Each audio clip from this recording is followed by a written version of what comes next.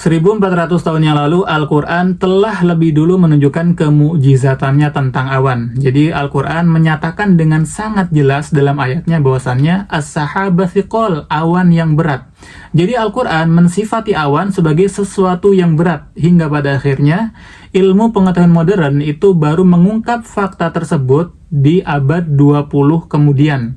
Jadi jauh sebelum ilmu pengetahuan modern mengungkap hal tersebut, Al-Quran telah lebih dulu menyatakannya 1400 tahun yang lalu. Kita bisa lihat dalam surat Ar-Ra'd ayat 12, huwallazi yurikumul barqa khaufan wa tama'an wa yunshi'us sahaba thiqal. Dialah yang memperlihatkan kilat atau petir kepada kalian, khaufan, menimbulkan ketakutan, wa tama'an, dan menimbulkan harapan, wa yunshi'us sahaba thiqal, dan dia menjadikan awan yang berat. Dari awal sampai akhir ayatnya ini sangat menarik. Kita akan coba ungkap satu-satu. Jadi di awal Allah memperlihatkan petir kilat. Jadi memang dalam Al-Quran Allah itu sering memention banyak hal, dari mulai petir, semut, serangga, kemudian laba-laba, nyamuk, dan lain sebagainya. Itu semua untuk menunjukkan kekuasaannya, bahwasannya Allah lah yang menciptakan itu semuanya, termasuk petir. Jadi Allah ingin memberikan pernyataannya, ingin menunjukkan kekuasaannya. Dialah yang menunjukkan kepada kalian petir, kemudian khaufan, yang membuat atau menimbulkan ketakutan.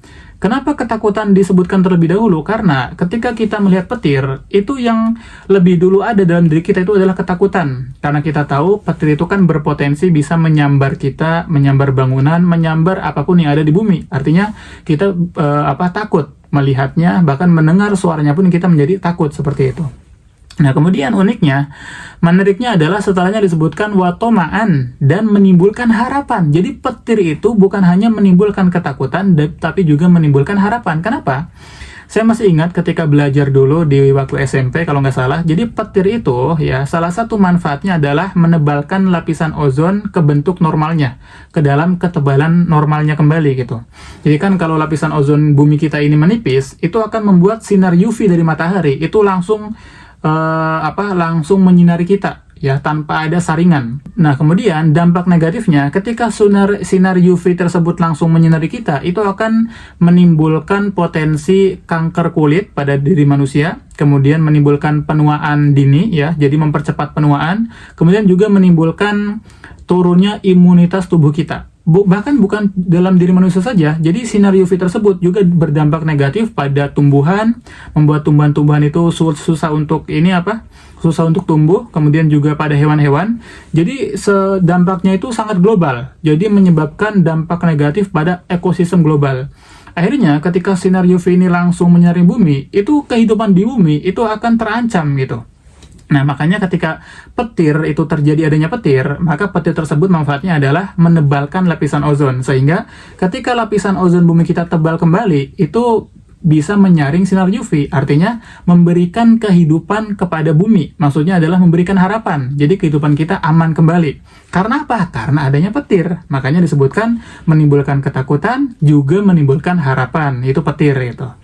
Nah, kita udah tahu petir, kemudian setelahnya disebutkan apa? Wa yunshi'us sahaba thiqal, dan dia menjadikan awan yang berat.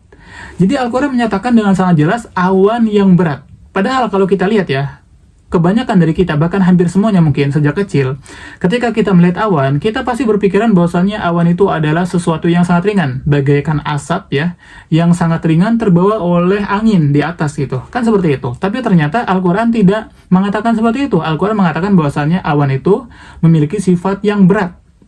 Artinya awan itu masanya berat gitu kan. Kenapa? Itu karena ilmu pengetahuan modern pun mengatakan demikian. Kenapa berat? Jadi awan di sini tuh yang disebut adalah awan cumulus. Ya, kalau nggak salah namanya awan cumulus. Itu awan yang memang biasa diiringi dengan adanya petir, seperti mendung gitu kan, awan yang mendung gelap gitu. Itu berat katanya. Kenapa berat? Karena awan tersebut membawa air. Tapi kenapa airnya nggak jatuh? Nah, jadi seperti ini sederhananya. Kita semua tahu spon ya, spon yang biasa buat nyuci piring. Itu kan kalau masih kering atau masih baru, spon tersebut masih sangat ringan. Mungkin nggak berat ya, masih sangat ringan. Tapi ketika spon tersebut kita masukkan ke dalam air, maka air itu terserap oleh spon, kemudian tertahan di dalam spon. Otomatis berat dari spon ini bertambah kan? Nah, sama, awan pun begitu. Jadi nanti ketika spon kita peras nih, baru airnya keluar secara bersamaan. Nah, di dalam awan pun itu ada air. Lalu pertanyaannya, mengapa airnya nggak jatuh? Karena ketika airnya nggak jatuh, itu airnya di dalam awan itu masih terpisah satu sama lain. Jadi air itu bintik-bintik kecil, sangat kecil, sehingga membuat air tersebut tertahan di udara. Kenapa tertahan? Karena masanya tidak berat, karena masih terpisah satu sama lain. Seperti bulu ayam. Satu bulu ayam kalau terbang di udara, itu dia akan terbang dengan sangat lama di udara. Jadi susah untuk jatuh ke bawah. Kenapa? Karena ringan.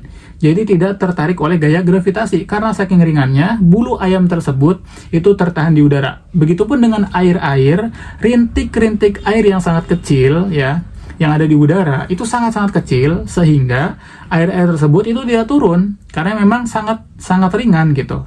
Lalu ketika air turun, berarti airnya telah menyatu. Jadi setelah melewati berbagai proses, jadi air tersebut kan lama-lama menyatu jadi satu. Nah, ketika airnya sudah menyatu menjadi satu, jadi semakin berat, maka air pun turun ke bumi menjadi air hujan. Jadi seperti itu. Ya, jadi awan itu bagaikan sederhananya bagaikan spons yang menahan banyak air. Ketika airnya sudah menyatu, nah nanti turun sendiri airnya ke bumi. Apa yang membuktikan bahwasannya awan sangat berat? Ya, sederhana saja. Ketika hujan, itu kan air yang turun ke bumi banyak sekali.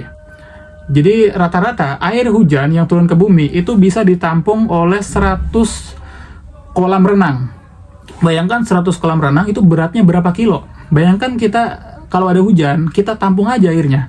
Kita tampung ke dalam satu wadah, kemudian kita kilo. Misalkan satu gayung air itu beratnya 1 kilo. Jadi kalau kita berhasil mengumpulkan setidaknya 100 gayung, maka berat air hujan tersebut adalah 100 kilo. Dan itu lebih dari itu. Ya, jadi air-air yang ada di awan itu sangat berat. Bahkan disebutkan sampai 500 ton kilogram. Jadi memang awan itu sangat berat karena membawa air. Jadi kalau hujan itu kan air jatuh ke bawah banyak. Nah, itu kan kalau dikumpulin itu akan sangat berat. Oleh karenanya Al-Qur'an mensifati awan sebagai as-sahabathiqal wa yunshi'us sahabathiqal, dan dia menjadikan awan yang berat. Kenapa berat? Karena membawa air yang sangat banyak, air hujan. Seperti itu. Jadi Al-Qur'an menyatakan dengan fakta. Kenapa Al-Quran tahu? Ya karena Allah sendiri yang memproses itu semuanya. Allah sendiri yang menciptakan. Allah mengetahui semuanya. Jadi Allah ingin memperlihatkan kekuasaannya. Jadi seperti itu. Wallahu a'la wa a'lam.